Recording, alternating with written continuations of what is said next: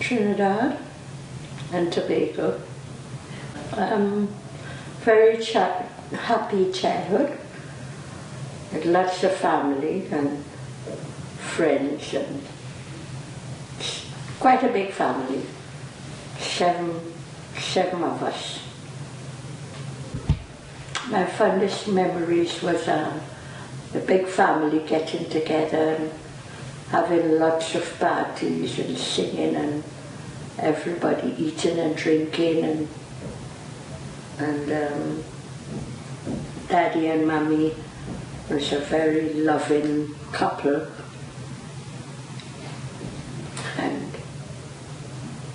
and we were always happy. It was a very happy house. Saddest memories were my mom and dad.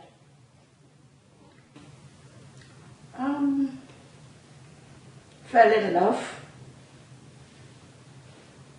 when I was 17, going in 18. My husband was in England, and he wrote and said to come and meet him, and I did. I was on the sea for 21 days, traveling with one of my mates, and she was pregnant, and we had a rough time because she was sick right through the journey. Horrible. Very dark, cold, bleaky, grey. I just wanted to get back on the boat and go back to Trinidad. It was good because it had a lot of West Indian people, and the building that I was on, we had a lot of laugh, and people came over to play cards and cooking, and everybody was sort of happy over the weekend, and then they would leave and go to work on a Monday. But I also, when I reached here, I was by my sister for the first 3 months until I got married, and then I went down to Brixton to live. Things changed when, in the 60s, I don't know if I could talk about that. Things changed in the 60s when the men and them used to go clubbing and leave the wives home to look after the children, and there wasn't really there for the kids, so the wives, they were in clubs having a good time with the ladies. Well, it wasn't a happy change because you came over here and you wanted to study and you wanted to have a family and settle down, and the way that things was going, you just was like you're stuck in a rut, really. You couldn't really do anything because the person who was supposed to be supporting you was out and about, and you had to do things for yourself. So it was very hard. And then my husband went in the army for 2 years, so I was on my own for 2 years, just visiting every month, coming home and visiting, and he had his army life, and I was home with the 2 girls. I just wanted to pack up and go home, because your marriage wasn't going good, and then you just wanted to, to leave and go back home. But because of, you being so proud, you didn't want the family to know what was going on, so you just stick it out. That is my home, but because I've got a family in London, this is where I'm at. But I would never say this is my home. Trinidad would always be my home. Well, I thought my journey would have been better because I came over here with the intention of doing some studies, but I couldn't really do it at all because of the kids, and I had to go out and work, so I couldn't really do what I had to do, what I really wanted to do, which was accounts, and I never really get to do it. I did some filing and office work, and then I did machining. I work at an underwear factory, making lovely underwear, and then I started doing work with the elderly, and I was there for about 16, 17 years. About my journey, just that when you reach here and you got married, you think that, you know, you would have been with your husband to make a proper family home, and that didn't happen. And that is what I would change. Well, I have to live two places, because I've got my family here and I've got my family in Trinidad, so I have to be sharing myself with both of them. Because at least I can see my family in Trinidad, and I can be with my children when I come over here. And my other family as well. No, it wasn't a wasted journey because the experience was good. Because, I mean, you sort of get strong and you will manage to be independent and raise your family and do things you wanted to do. But I still would not give up my Trinidad home as my home. You know, some people come over here and say they would never go back home, but I would never do that. Trinidad would always be my home.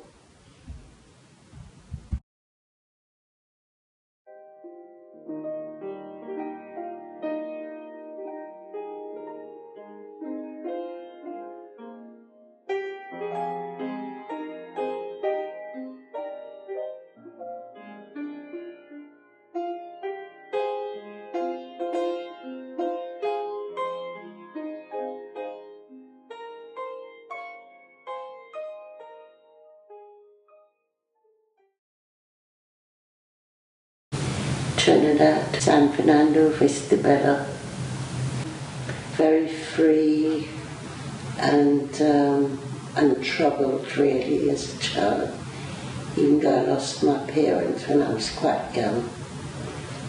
And yeah, then I made a journey to England when I was about 14. It was a whole new experience, like 14 days on sea, and then coming in, I think it was Houston, grey, rain, very disappointed. And then the way of life was so different, very big way.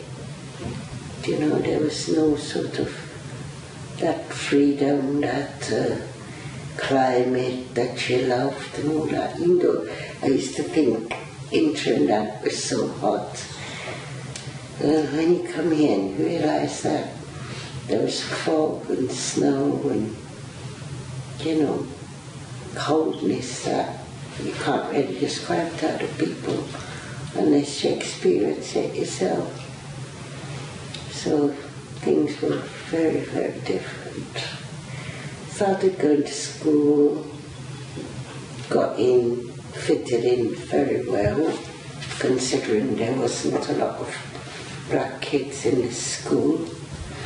Met friends, and yeah, you know, fitted in very well with the society over here. had very close friends. Started to work and used to earn about £3.50 a week.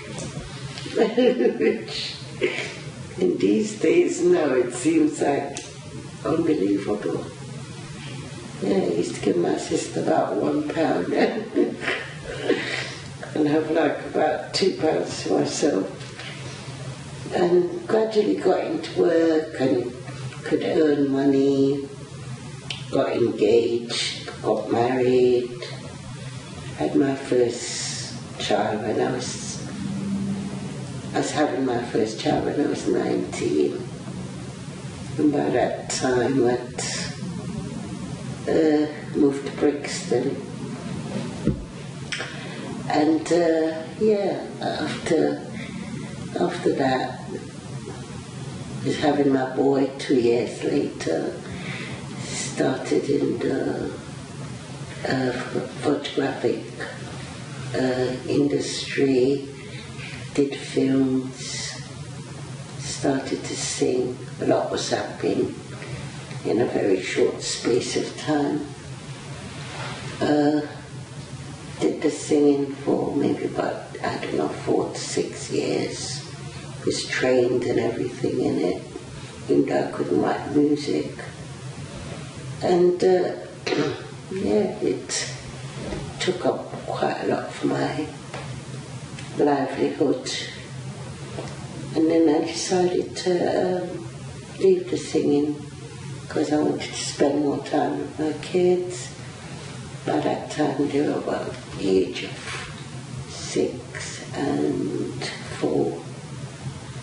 Went to work in a matchbox factory, believe it or not. And yeah, 8 to 5 or 8 to 6.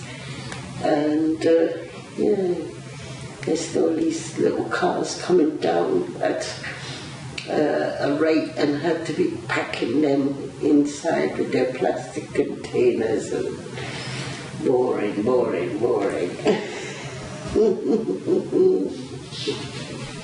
And yeah, after that, left that, had several different jobs, and yeah, then I had my third child.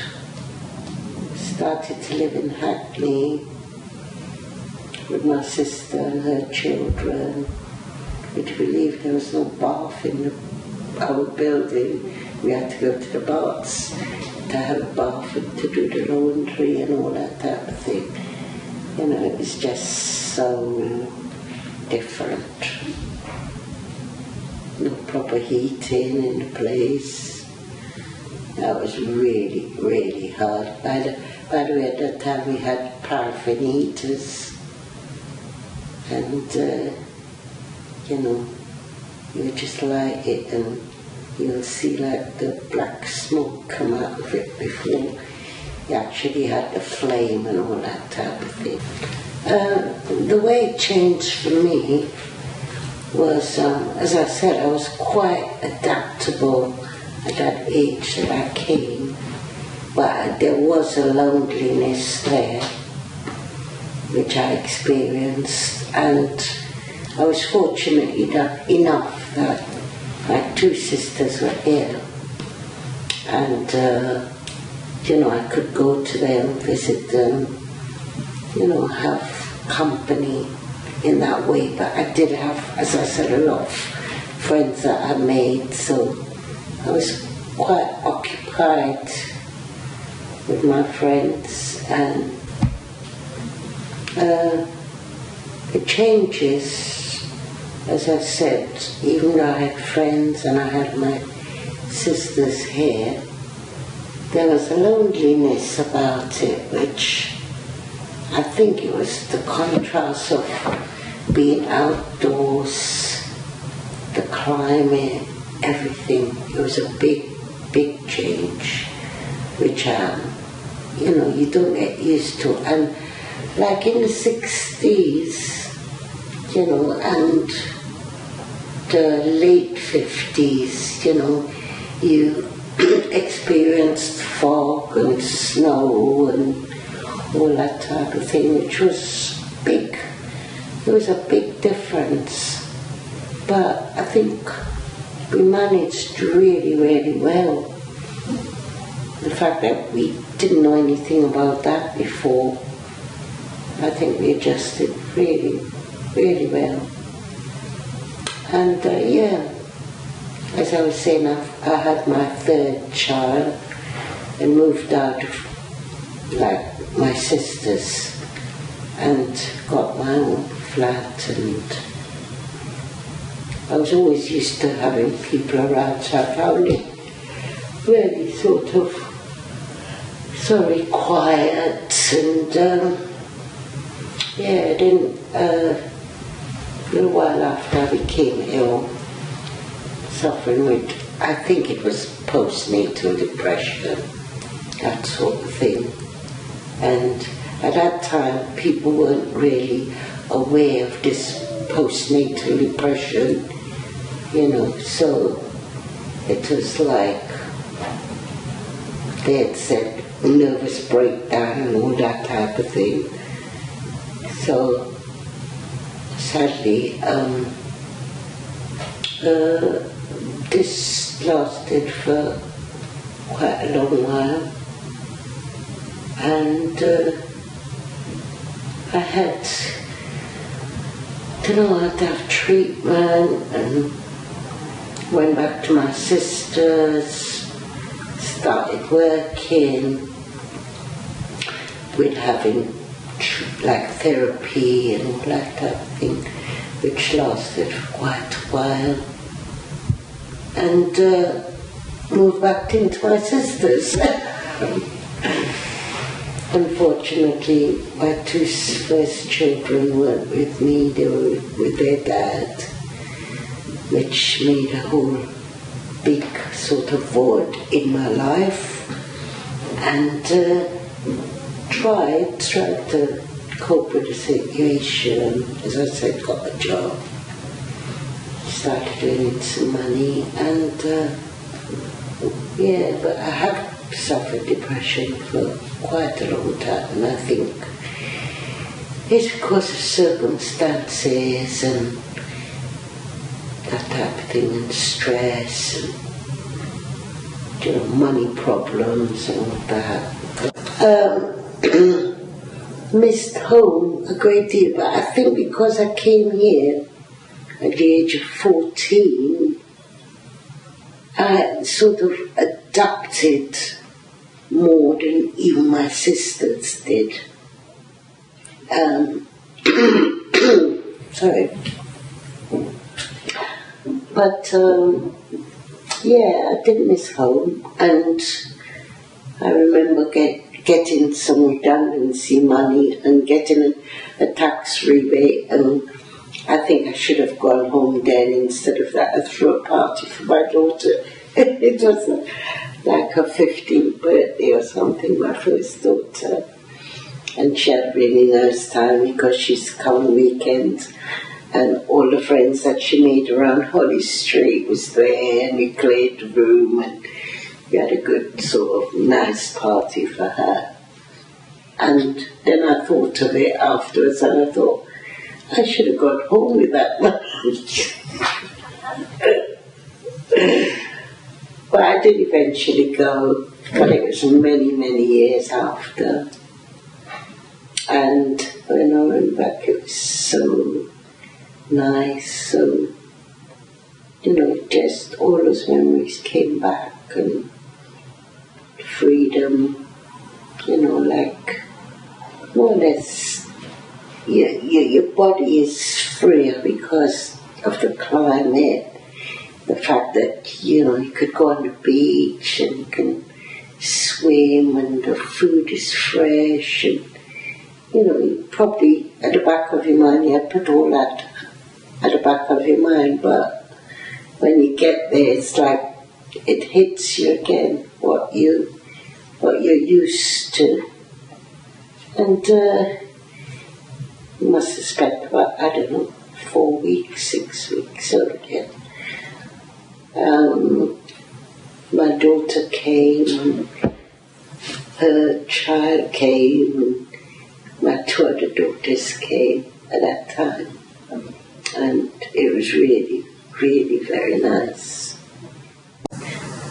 You know, because of the treatment that I have, I've got to have certain tablets and all that type of thing. And it's just changed my life really, because I think if I had a choice, I would like to be home.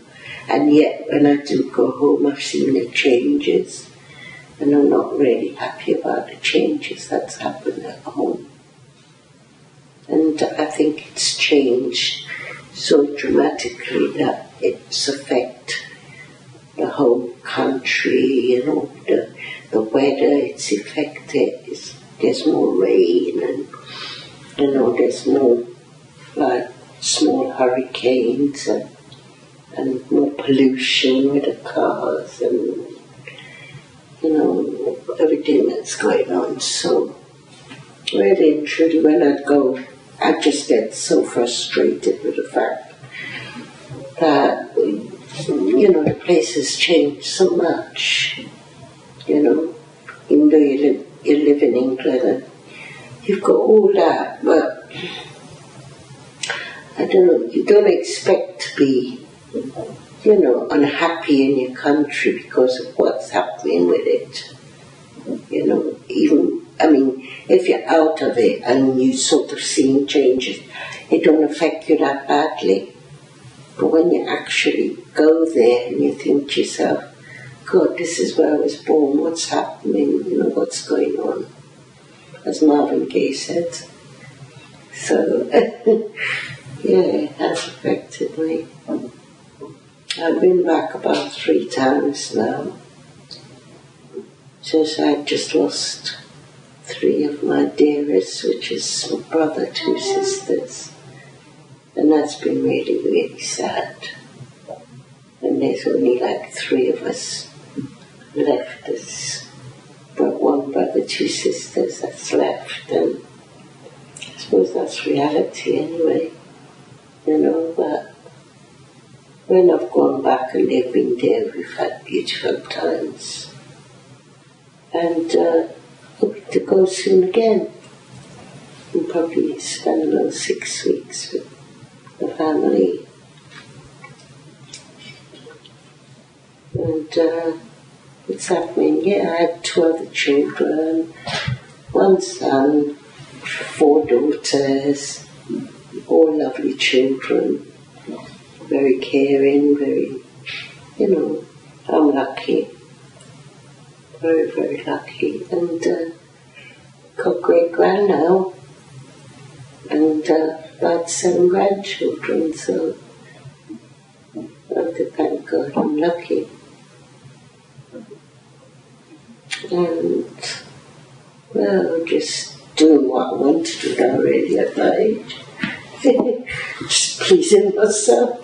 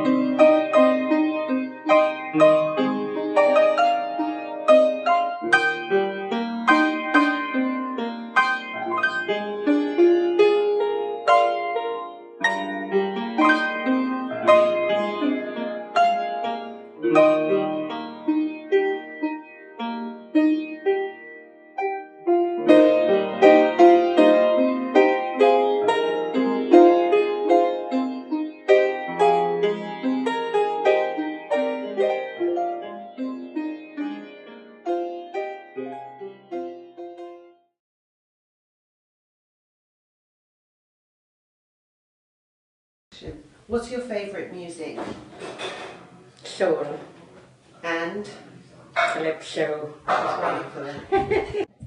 What's your favourite music?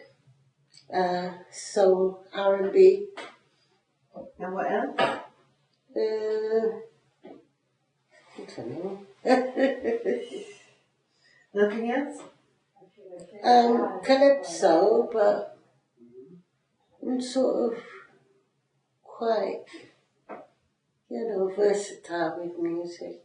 Diverse. I like Latin American as well and all that.